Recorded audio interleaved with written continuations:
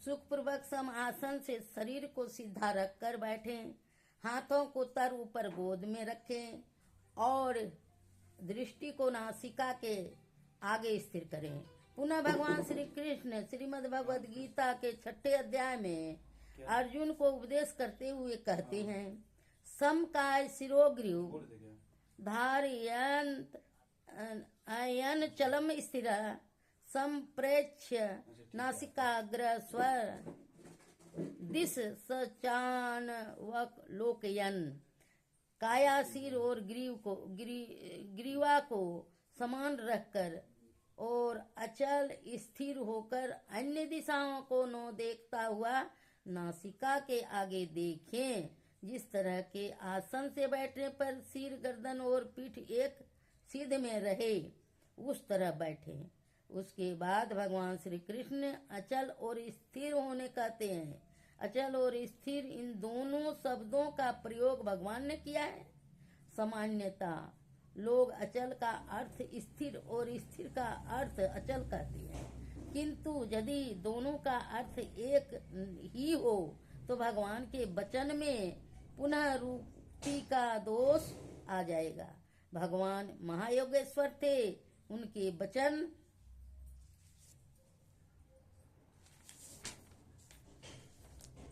वचन में पुनरुक्ति नहीं आनी चाहिए। अचल का अर्थ है कि चल नहीं रहे हैं, बैठे हुए हैं। स्थिर का अर्थ है कि हमारे शरीर का कोई भी अवयव या अंग संचालित नहीं हो। उदाहरणार्थ, हमारा एक छोटा सा बच्चा है, वह आकर हमारी गोद में बैठ गया है। गोद में बैठा तो है, पर कभी हमारा चश्मा पकड़ता है, तो कभी कान, कभी नाक को पकड़ता है, तो कभी हमारी मुझ को पकड़ लेता है।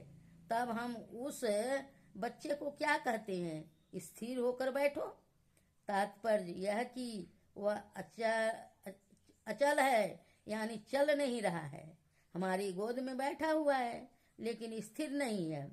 इसी प्रकार हम ध्यानाभ्यास करने के लिए बैठें तो हैं, अगर हमारा कोई अंग भी हिल डोल कर रहा है तो हम स्थिर नहीं हैं। हम किसी पवित्र मूर्ति या चित्र को देखकर ध्यान करते हैं। वह मूर्ति या चित्र हमें क्या बतलाता है? मूर्ति हिल डोल नहीं करती है। आप भी ध्यान के समय मूर्तिवंत बन जाइए, हिल डोल नहीं कीजिए। चित्र भी ज्यों का त्यों स्थिर रहता है, और जो चित्र हमारे सामने आता है उसका चरित्र भी हमारे सामने आता है। अब हम सोचें कि इस अवस्था में, जिसमें शरीर, गर्दन और मस्तक एक सीध में रहे और हमारा कोई भी अंग हिल डोल नहीं करे, कितनी देर हम बैठ सकते हैं? नए साधक जब साधना करने के लिए बैठते हैं तो वे कभी आसन बदलते हैं, तो कभी उनको ऐसा होता है कि उनकी पीठ खुजलाती है, तो कभी लगेगा कि गर्दन पर मक्खी बैठी है, या कभी ऐसा होगा कि शरीर पर चिट्टी चढ़ रही है। ये कभी हाथ आगे करते हैं, कभी पीछे, कभी दाएं करते हैं, कभी बाएं। कभी एक प्रकार की खुजलाहट भी सी मालूम पड़ती है। अगर हम खुजलाहट या किसी प्रकार अंग संचालन में लगे हैं तो स्थिर नहीं है। एक प्रस्तर की मूर्ति की भांति मेरुदंड सीधा कर बिना हिले डोले हम बैठ जाएं, तब सही बैठना होगा और आसन दृढ़ होगा। आसन की दृढ़ता आइए कैसे हो? संत सूरदास जी कहते हैं, आहार दृढ़। जब तक हमारा आहार दृढ़ नहीं होगा तब तक आसन दृढ़ नहीं हो सकता। भगवान श्री कृष्ण ने श्रीमद् भगवत गीता में कहा है, राजस, तामस और सात्विकी 3 प्रकार के भोजन होते हैं। साधक के लिए राजस और तामस भोजन त्याज है। सात्विकी भोजन ही उचित है, लेकिन उसकी भी मात्रा संतुलित होनी चाहिए। उसी गीता में भगवान श्री कृष्ण का कथन है कि जो ठूस ठूस कर खाता है अथवा जो बिल्कुल नहीं खाता है उसका योग सिद्ध नहीं होगा। जो बहुत सोता है उससे भजन नहीं होगा, और जो सोता ही नहीं है उससे भी भजन नहीं होगा। युक्ताहार विहारस्य युक्त चेष्टस्य कर्मसु युक्त स्वप्न वयोधस्य योगो भवति दुःखहा।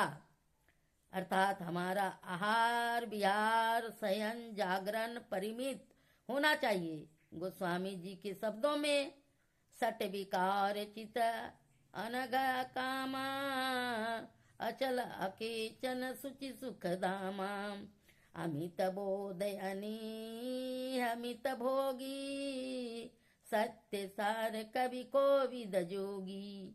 साधक को मित भोगी होना चाहिए। महायोगी जालंधर नाथ जी महाराज ने कहा है, थोड़ो खाए तो कल्पे झलपे, घनो खाए तो रोगी, धूप खा की संधि विचारे, ते को बिरला जोगी।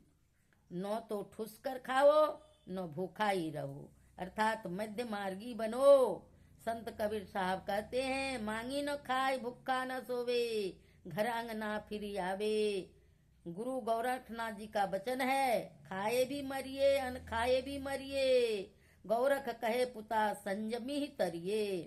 तथा धाये न खाइया भूखे न रहिबा, अहिनिसी लेवा ब्रह्म अग्नि का से भेवम। मात्रा से अधिक खाओ तो मत, और भूखे मरो मत, तब ब्रह्म अग्नि का भेव अर्थात ज्योति साधना की क्रिया करोगे तो सफलता मिलेगी। संत सुंदरदास जी कहते हैं, कल फिर शरीर को रोगी और दुर्बलता रखने के लिए समान कोई दूसरा पाप नहीं है। लोकमान्य तिलक।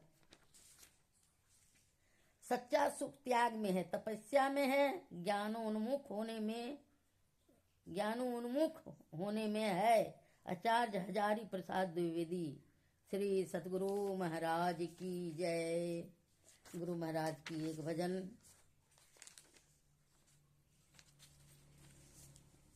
पदावली से।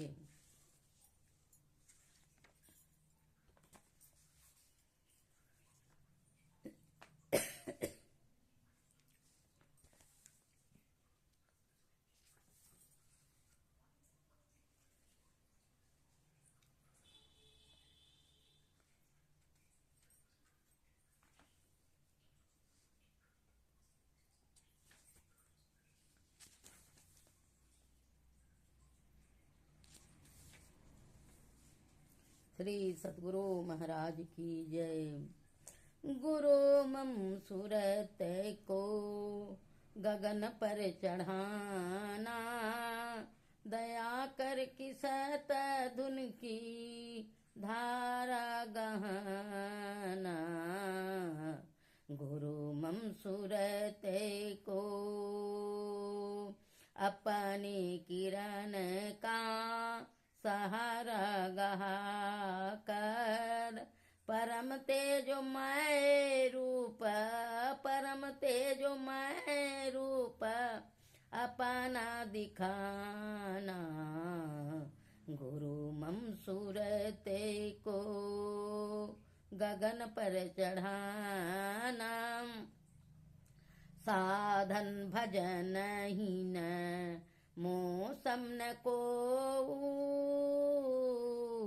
साधन भजन हीन मौसम न को। मेरी इस दुर्बलता को, मेरी इस दुर्बलता को प्रभु जी हटाना। गुरु मम सूरत को गगन पर चढ़ाना, दया करके सत धुन की, दया करके सत धुन की धारा गहाना। पापों के संस्कार जन्मों के मेरे, है जो दया कर, है जो दया कर क्षमा कर मिटाना। गुरु सूरत को गगन पर चढ़ाना, तुम्हारो बिरद गुरु है पति तन को तारन, तुम्हारो बिरद गुरु है पति तन को तारन, अपनो बिरध राखी, अपनो बिरध राखी में ही निभाना, गुरु मम सूरत को गगन पर चढ़ाना, दया करके साता धुन की, दया करके साता धुन की धारा गाना, गुरु मम सूरत को। श्री सतगुरु महाराज की जय। सभी सत्संगी बंधुओं भाइयों से मेरा आग्रह कि सत्संग का लाभ लेकर के जरूर सब्सक्राइब करना न भूलें, जरूर बटन दबाएं। श्री सतगुरु महाराज की जय।